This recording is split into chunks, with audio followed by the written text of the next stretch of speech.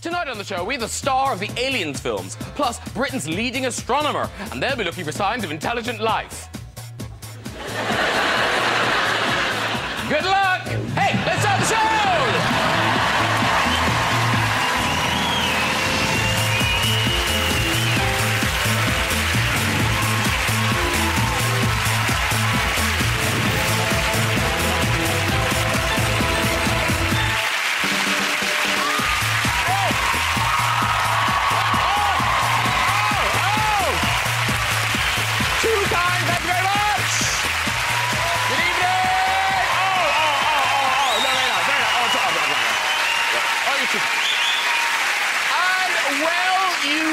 Clap, because tonight's show, ladies and gentlemen, out of this world, Hollywood star Sigourney Weaver is here.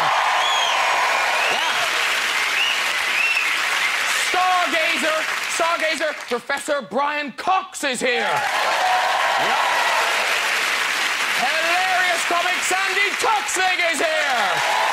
Wow, Sandi Toksvig. And we'll be having music from the fantastic Sugarland. Yes.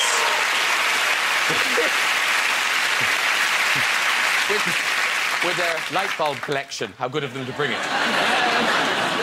It's nice. It's Christmassy. I'll give it that. Now, what can I tell you about Brian Cox? Well, recently, he was voted the world's sexiest astronomer. Seriously, he was. Yeah. Oh, hello. Mind you, it's not much of an achievement when you consider who came second.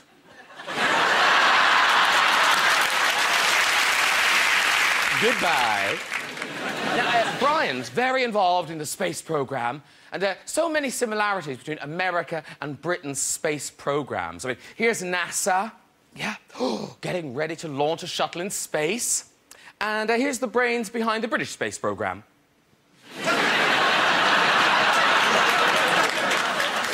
Come on, everyone, throw as hard as you can.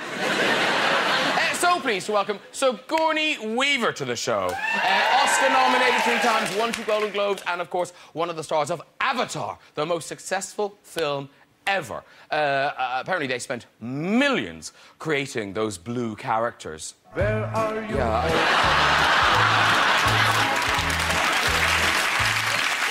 I think that's Papa Avatar. I'm not sure. And I particularly like Sigourney in Gorillas in the Mist. Here's the star of the film arriving in London for the premiere. Want a tip? Clear out the back of your cab. I just had a dump. The film had a strong conservation message, and in fact, it is a worrying time for wildlife. Creatures are in danger the world over. For instance, India, China, even in Mexico. Yeah. Top Gear in trouble after Richard Hammond described Mexicans as being lazy, flatulent, and overweight. You do think, lazy, flatulent, and overweight? Let me think. Let's get some guests on, everybody! Later on, we'll be having music from Sugarland. But first, she's a Great Dane. It's Sandi Toksvig! So shiny. So beautiful. Hello, darling. Sit yourself down. Heavens above is my favorite astronomer, Professor Brian Cox. He's beautiful. He's an astronomer. Hello, sir. Sit yourself down, yes, Sandi. And when I want to start our guest, who am I going to call? It's Sigourney Weaver. Sigourney Weaver right there. Hello. How are you? I'm very well. Very well. You all met. Brian, Sandi, Sigourney, Brian, Sigourney, Brian, Sandi. It's quite a height differential on the couch tonight. I don't know what you're suggesting. People presumably... You know that thing when you meet a tall person, you don't mean to say, gosh, you're tall, but you do end up saying, gosh, you're tall. Do people just do it all the time? Actually, I don't think I notice. I think if you're a tall person, you always think you're the same height as everybody else. It's only when you see each other in a reflection that you realize you're a head above people. Don't you find that's true? Yeah, absolutely. We just assume we're all the same height. No. I mean,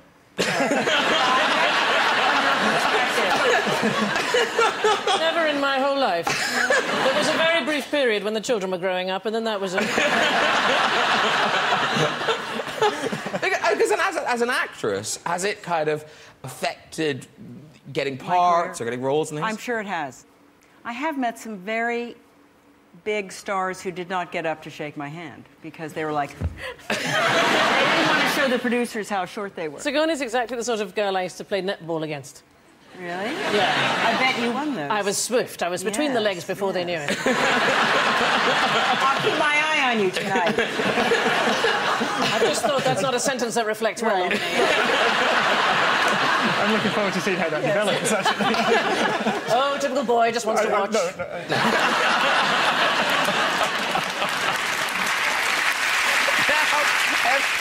Science fiction fans, I'm sure there are many in the audience, meeting you must be just like all the Christmases come at once. Because, I mean, all the Alien movies, Two Ghostbusters, Galaxy Quest, and now Avatar, the motherlode, the most successful film of all time.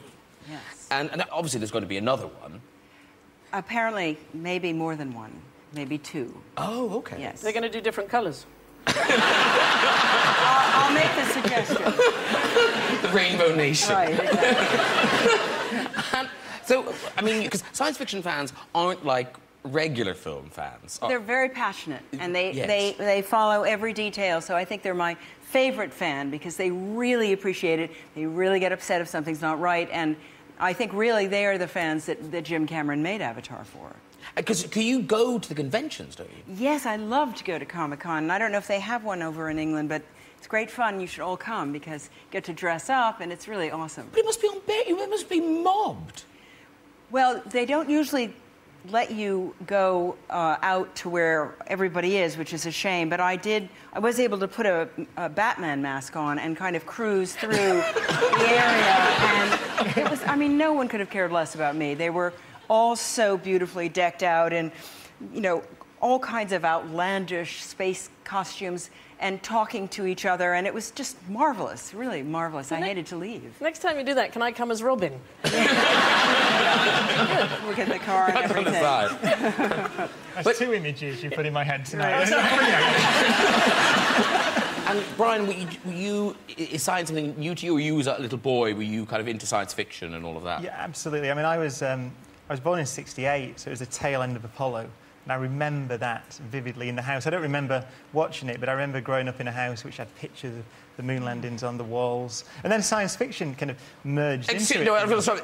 They had pictures of the moon landing on your walls. In my house, no, because my dad had the newspaper cover from July '69, and so I remember all that. But then science fiction kind of merged in, and I couldn't tell the difference because it was Star Wars. I was of the Star Wars generation, and then Alien, which made a huge impact on me. I'm afraid to say I saw it at school. We had a film club at school in 1979, and it was one of the first films I'd ever seen on a big screen, and they showed us Alien. I was 11 years old. See, I feel... and it made a That was Star Child forever. It's my favourite science fiction film to this day. Partly because it's the first one that made an enormous impact on me 2 years after Star Wars, wasn't it? And you're still willing to go into space.